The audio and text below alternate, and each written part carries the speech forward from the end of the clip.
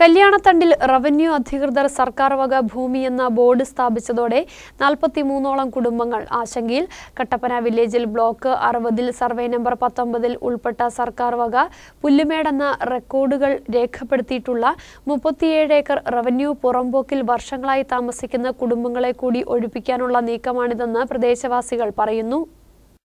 കട്ടപ്പന വില്ലേജിൽ block 60 survey number 19 ഉൾപ്പെട്ട സർക്കാർ വക പുല്ലുമേട് എന്ന റെക്കോർഡുകളിൽ രേഖപ്പെടുത്തിയിട്ടുള്ള 37 ഏക്കർ റവന്യൂ പുറമ്പോക്കിൽ താമസിക്കുന്ന 43 കുടുംബങ്ങളെ ഇറക്കിവിട്ട് ഇവിടം റിസർവ് വനമാക്കി പ്രഖ്യാപിക്കാനുള്ള സർക്കാരിന്റെ നീക്കമാണിതെന്നാണ് പ്രദേശവാസികൾ ആശങ്കപ്പെടുന്നത്. കട്ടപ്പന നഗരസഭയിലെ കല്യാണത്തണ്ടിൽ 19, 17, 18 സർവേ നമ്പറിലെ പ്രദേശം റവന്യൂ ഭൂമിയാണെന്ന് പറഞ്ഞാണ് ഓരോ വർഷവും കുടിയൊഴിപ്പിക്കാൻ അധികൃതർ ഇവിടെ എത്തുന്നത്.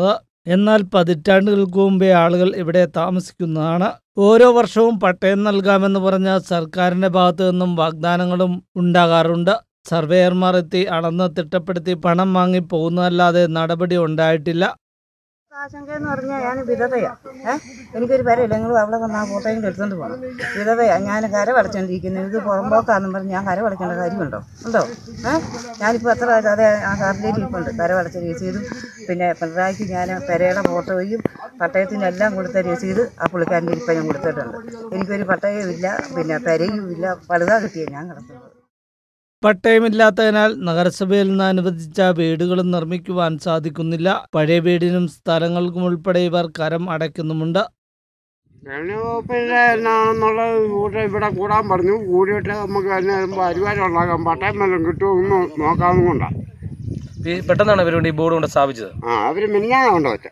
എന്താന്ന് വല്ല നിങ്ങളോട് വല്ലതും പറഞ്ഞോ? ഇല്ല, മിനിഞ്ഞാന്ന് 5 മണിയായി. 2 സ്ത്രീകളും 4 ആണുങ്ങളും ഉണ്ട്.